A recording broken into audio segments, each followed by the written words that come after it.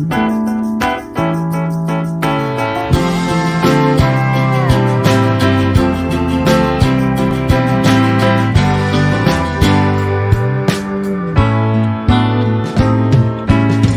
a todas y a todos, continuamos con el ciclo de webinar y entrevistas inspiradoras desarrolladas desde nuestra participación en el proyecto Of Future desde Andalucía Acoge en España, proyecto cofinanciado por el Programa de Educación para el Desarrollo y Sensibilización de la Comisión Europea. Hoy de nuevo abordamos el tema Sistema Alimentario, Derechos Fundamentales, Cuidado Planetario, Coherencia y Sostenibilidad. Os damos la bienvenida a todas las personas que estáis viendo o escuchando esta entrevista. Yo soy Alicia Ocón. Y yo, Natalia Italiano, y estaremos a cargo de este espacio. Además de esta entrevista, recordaros que ya están disponibles otras entrevistas inspiradoras en el canal YouTube de Andalucía Acoge y webinars temáticos sobre sistema alimentario, derechos fundamentales en el sector agrícola y salud, cuidado y coherencia planetaria. En las redes sociales de Andalucía Acoge estaremos compartiendo toda la información. Comentaros que además de estas acciones de la campaña internacional de Of Future, se están desarrollando actuaciones en 13 países y a través de otras 15 organizaciones. Of Future es una campaña internacional de sensibilización y estaremos trabajando especialmente hasta final de 2023 en mejorar el cumplimiento de los derechos fundamentales en las cadenas de producción y distribución de alimentos a nivel internacional y en una nueva forma de concebir el sistema alimentario y, por tanto, las relaciones.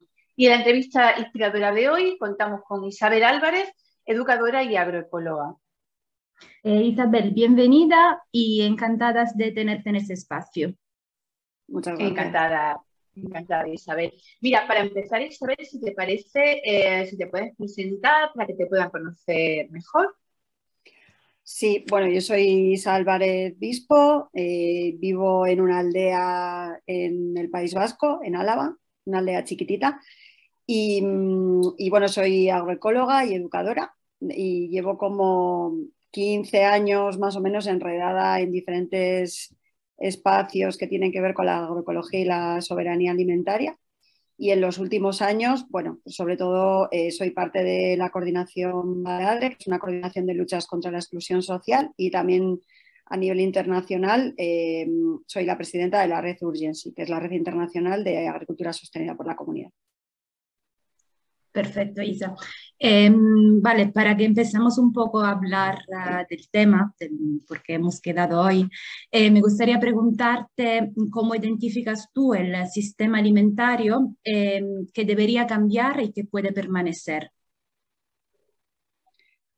Bueno, pues lo primero que diría en cuanto a que destacar del sistema alimentario que tenemos hoy en día es que no cumple su principal función, ¿no? Que es alimentar a todas las personas, desde muchas organizaciones, incluso desde instituciones internacionales ya se reconoce que tenemos un sistema alimentario roto, ¿no? O sea, que hace aguas y que realmente no consigue, porque nunca ha habido tanta tecnología, tanto desarrollismo, podemos decir, como en la actualidad, y tampoco ha habido nunca tantas personas hambrientas, ¿no? Entonces, está claro que algo está desconectado, ¿no?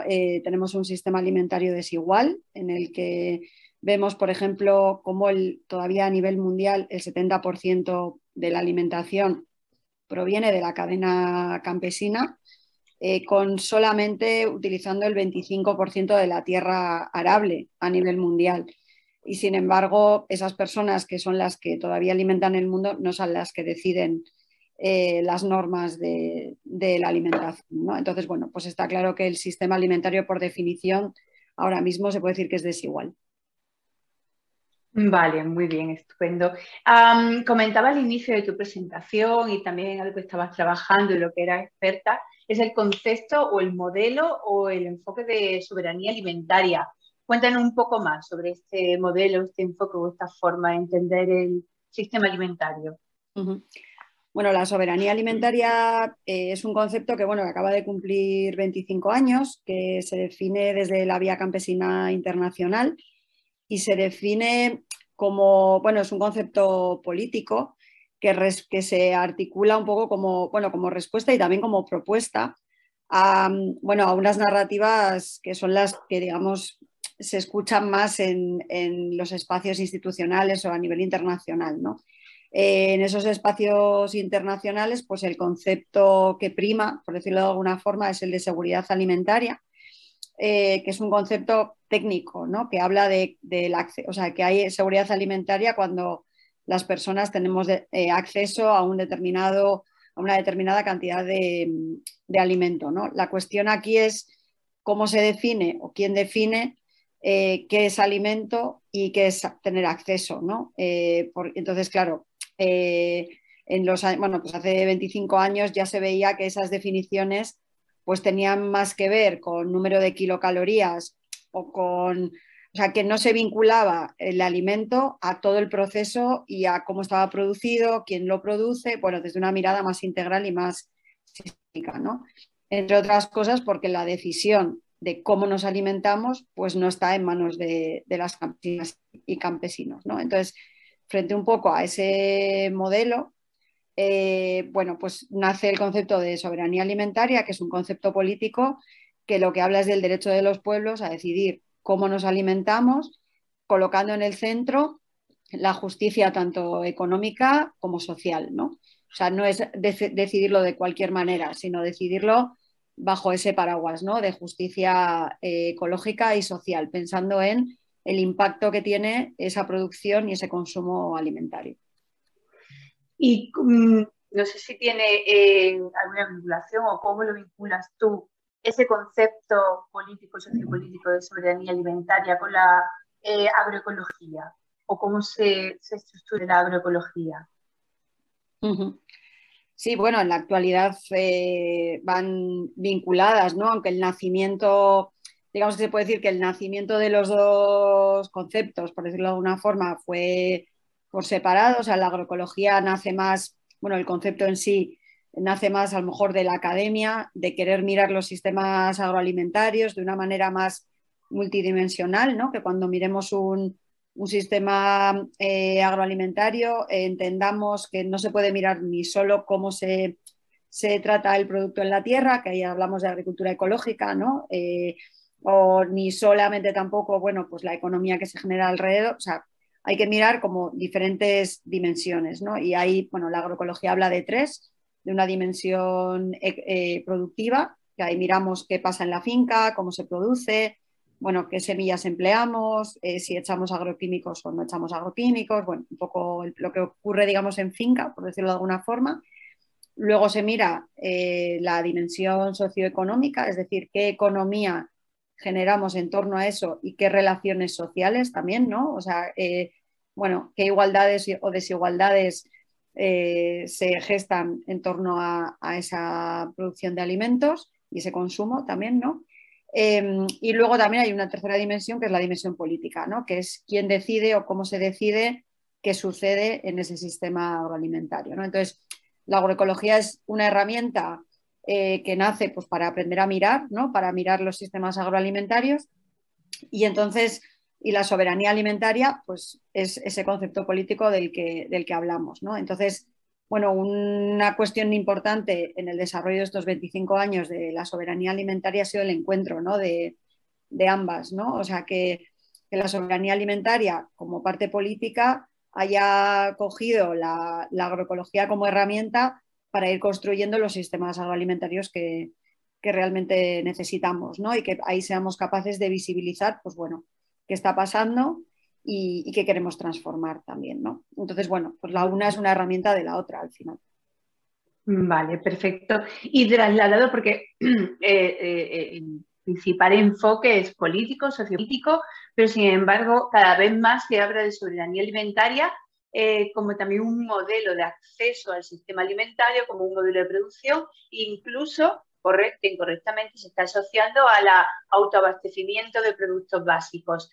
Sea como sea, o si tú nos puedes acercar más, ¿cómo se traduce ese modelo a las personas de a pie o a cualquier persona como nosotras? ¿O cómo se traduce en el día a día de una persona normal? Bueno, yo creo que ahí, para entender cómo lo traducimos, a mí me gusta decir que partamos de la pregunta de en qué medida decidimos lo que comemos, ¿no? Muchas veces se habla del autoabastecimiento, ¿no? Ligado a la soberanía alimentaria, pero a mí me gusta diferenciarlos porque realmente no son no son lo mismo, ¿no? El uno habla también de parámetros técnicos y obviamente sería muy deseable que llegáramos a unas condiciones de autoabastecimiento bajo un modelo agroecológico justo y demás para todas, pero en algunos territorios, digamos, por ejemplo, donde yo vivo, el autoabastecimiento, o sea, si cogemos, yo qué sé, si pongo Euskal Herria como territorio, el autoabastecimiento a día de hoy no es viable, ¿no? Pero entonces no tendríamos autoabastecimiento, pero sí podemos tener soberanía alimentaria en la medida en la que nosotras decidamos, bueno, lo que no se produce aquí, cómo se produce, de dónde lo traemos, con quién nos relacionamos y en base a qué parámetros, ¿no? Puede haber lugares donde haya soberanía alimentaria, se decida cómo, o sea,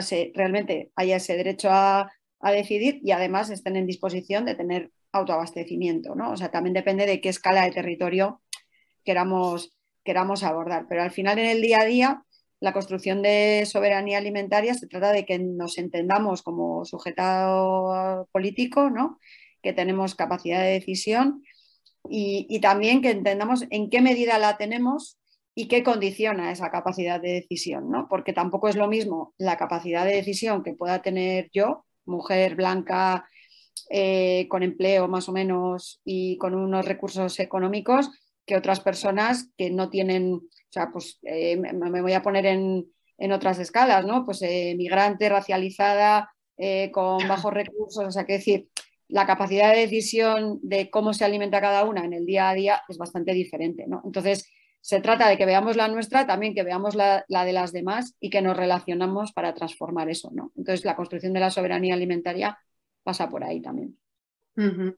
Y dentro de ese modelo bueno, de cómo contemplar esa soberanía o ese acceso a alimentos o de tomar el máximo control que se pueda dependiendo de las circunstancias, lo he relacionado también antes y creo que es importante por el tiempo en el que estamos y por el modelo sociosanitario de la alimentación en estos grandes últimos años.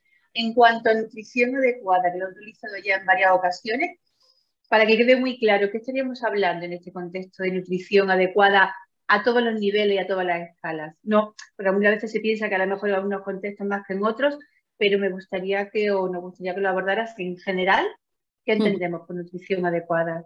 En cuanto a nutrición adecuada, que lo he utilizado ya en varias ocasiones, para que quede muy claro, ¿qué estaríamos hablando en este contexto de nutrición adecuada a todos los niveles y a todas las escalas? No, porque algunas veces se piensa que a lo mejor en algunos contextos más que en otros, pero nos gustaría que lo abordaras en general. ¿Qué entendemos por nutrición adecuada? Bueno, yo creo que ahora mismo a mí me gusta diferenciar siempre cuando hablamos entre alimento y producto comestible, ¿no? O sea, una cosa es un producto que puedes encontrar y que es inocuo, ¿no? Porque hay unas normativas que así lo dictan y dicen que te lo puedes comer y no vas a morir en el mismo día, por decirlo de alguna manera, es decir, es comestible y cumple con ciertos estándares de inocuidad.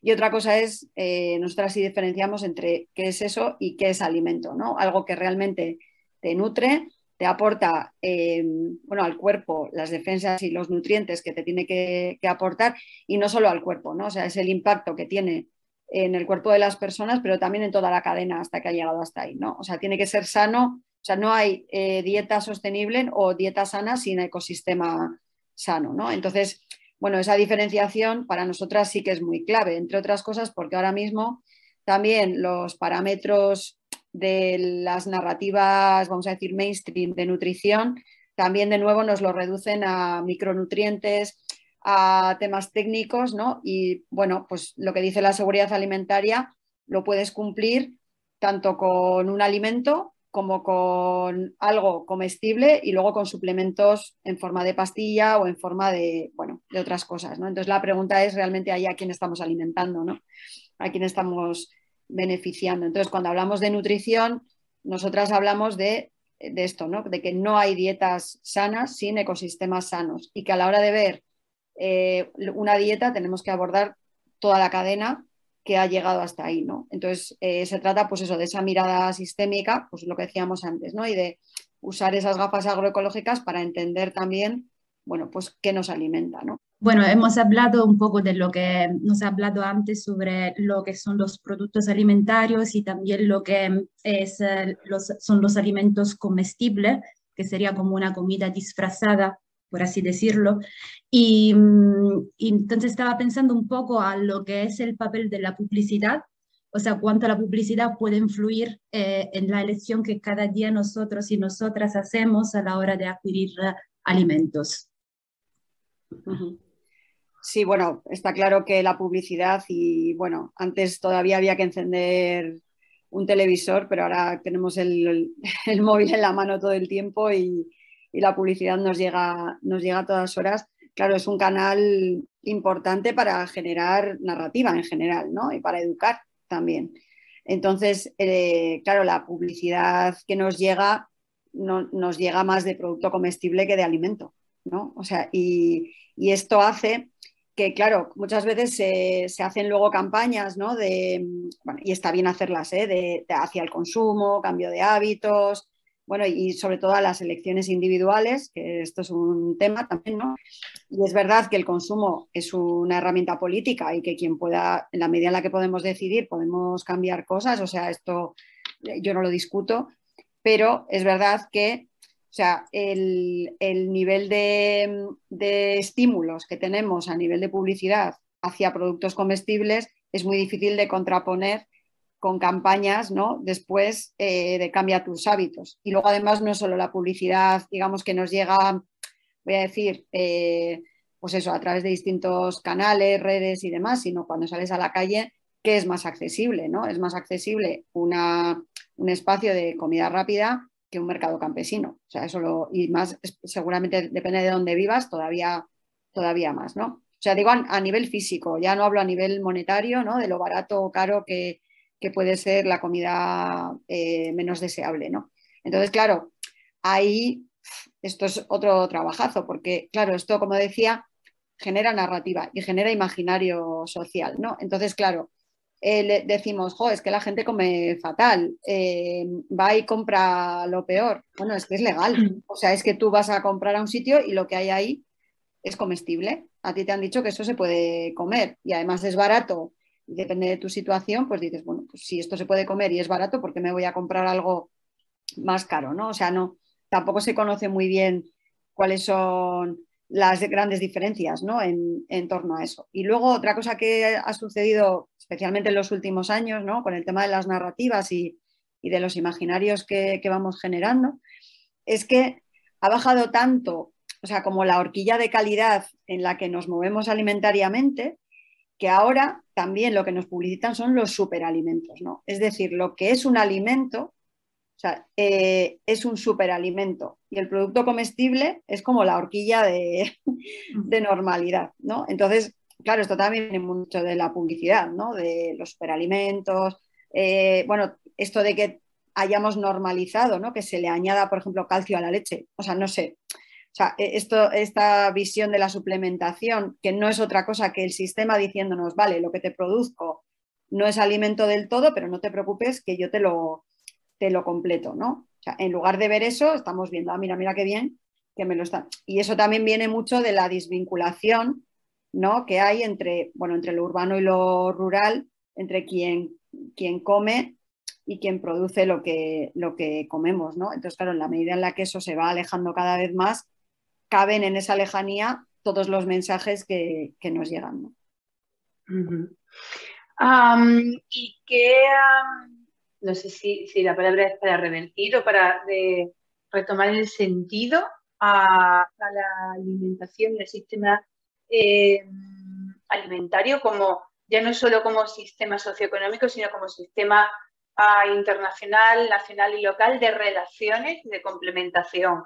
¿Qué tendencias, acciones, movimientos, siguientes pasos? ¿Cuál sería desde el sentido común? Y desde lo que tú también comentabas de el alimento como nutrición y ya si vamos más allá como el alimento como salud o como medicamento o como partiendo del alimento como la base, o sea, del alimento como la base, sí. ¿Qué tendencias, acciones cómo se puede avanzar en ese otro modelo coherente, que en algún momento lo ha habido, y en medio se ha distorsionado, obviamente. Sí, bueno, yo diría que hay que actuar y se está actuando en diferentes planos, ¿no? O sea, por un lado, el plano de retejer, o sea, de acortar esas distancias, ¿no? De volver a retejer y a proteger también los vínculos que haya en los territorios, más allá de lo urbano, y salir también un poco de la dicotomía rural y urbano y pensar en territorios, ¿no? Y pensar, bueno, cómo nos alimentamos en el territorio en el que habitemos, qué relaciones necesitamos para ello, qué significa hacerlo desde la justicia social, bueno, con quién me tengo que encontrar para eso, ¿no? O sea, que puede ser desde el mercadito que se hace en el barrio donde vivo o en la ciudad donde vivo o en el pueblo donde vivo o el paisano que lo veo al pasar todos los días y nunca me he parado a preguntarle qué hace, ¿no? O sea, quiero decir, bueno, o tener mi huerto de autoconsumo en un momento determinado donde yo pueda, bueno, aprender y vincularme también con qué significa producirme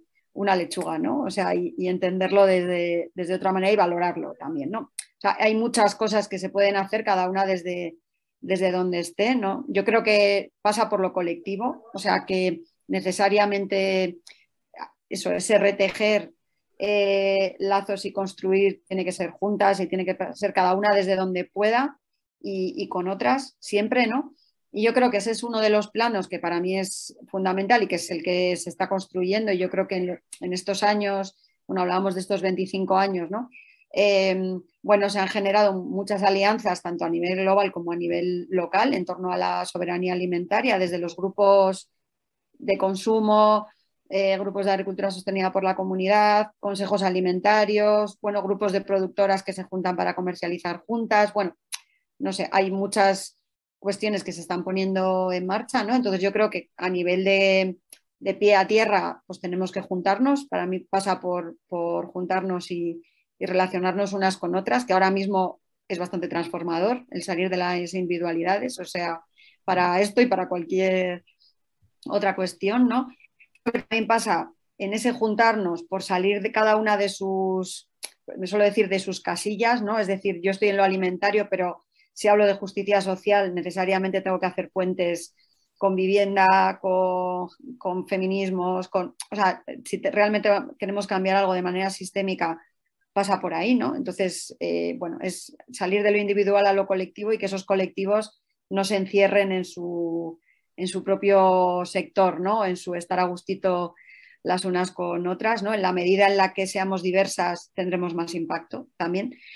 Y luego, claro, ese es un nivel que es fundamental y luego hay otro nivel que es el de la política pública, ¿no? Porque por mucho que nosotras nos juntemos, buscamos vínculos, presionemos y demás, claro, el mercado y la política pública van en otra dirección, ¿no? Entonces, nosotras podemos ir mucho a contracorriente, pero mientras la política pública no apoye un poco este rumbo, es muy complicado, porque el nivel bueno, pues ¿cómo se dice?, de obstáculo e incluso de violencia estructural en muchas ocasiones, ¿no? Invisibilizando absolutamente todo este modelo que nosotras defendemos, ¿no? Y esto en la pandemia ha sido súper clave, ¿no? O sea, cuando de repente llega una pandemia y nos encierran en casa, se dice la alimentación es algo esencial, pero la única parte esencial de lo alimentario fueron los grandes centros comerciales, porque los mercados campesinos se cerraron,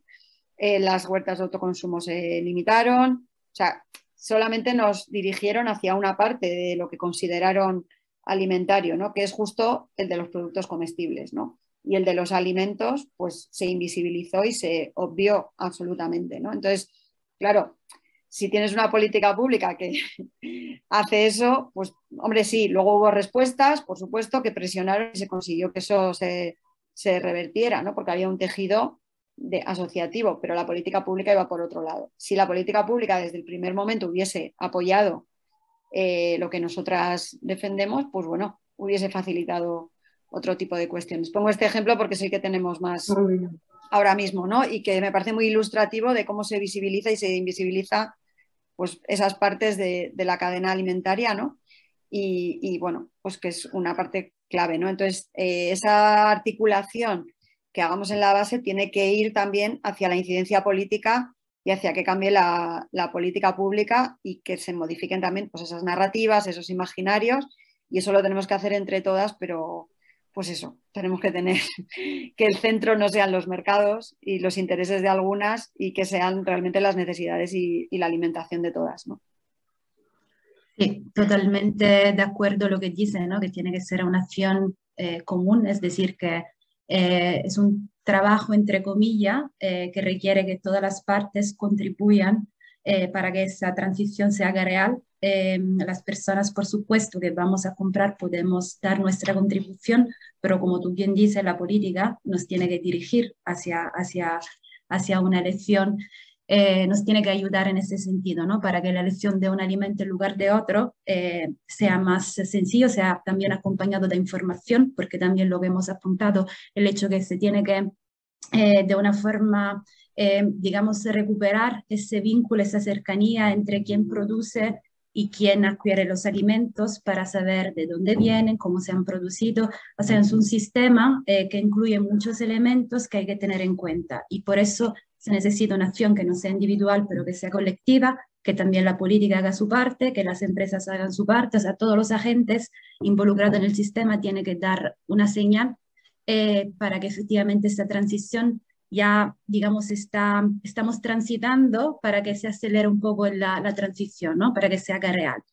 Y entonces, simplemente para ir acabando, no sé si quieres compartir alguna conclusiones o un mensaje inspirador para la persona que nos están escuchando. Bueno, sí, decir que, bueno, que ponemos el panorama bastante desolador, ¿no? Porque es verdad que está complicado, pero que se están haciendo muchísimas cosas, o sea, que la transición ya está aquí, o sea, que cuando hablamos de otro mundo es posible, otro mundo ya existe, otra cosa es que sea visible, ¿no? Que el reto es hacerlo visible entre todas y que todas tenemos algo que cambiar en este sistema desde cualquier sitio desde el que estemos, ¿no? Entonces, bueno, y que solamente el cambio va a poder ser colectivo, ¿no? Entonces, bueno, cada una desde donde esté siempre va a tener algo que pueda transformar en ese sentido. Pues Isabel, y así ya para terminar, estamos seguras de que van a querer saber más de ti, más de la información que ofreces y saber dónde te pueden encontrar. Entonces, no sé si puedes compartir, no sé si comparte alguna red en la que te puedan acceder, en la que tengan más información o la gente que se haya quedado, la gente que se va a quedar con ganas de más, que puedan saber más de ti y de tu trabajo. Bueno, pues en redes me pueden encontrar como Ecofeminesca, todo con Cas, en Twitter sobre todo, en Instagram también, pero un poco menos. Y luego, bueno, hay cosas publicadas que si me buscan, porque están en distintos lugares, ¿no? Y están accesibles la mayoría de ellas, entonces se pueden encontrar fácil en Internet. Y luego, bueno, pues de las redes, pues como he dicho, en la red Urgency está la página web, ¿no? De Agricultura Sostenida por la Comunidad, que es una de tantas fórmulas para esta transformación y que yo también, bueno, la gente si quiere saber más, pues a través de la red Urgency, acceso en Internet y hay un montón de información que pueden encontrar. Así que yo creo que con eso, y luego, bueno, pues páginas de la Vía Campesina, que si quieres saber sobre soberanía alimentaria me parece el espacio también de referencia, ¿no? Perfecto, pues segura de que lo harán y de verdad enhorabuena por todo lo que has compartido, por la claridad y por la fuerza además con la que nos transmites, que es también importante. Bueno, pues muchas gracias a vosotras también por generar el espacio, ¿no? Para poder difundir estas cosas. Muchas gracias. Sí, ha sido un placer tener esta charla contigo en ese espacio de reflexión y también de transformación, creo yo. Muy bien. Hasta luego. Hasta luego. Chao.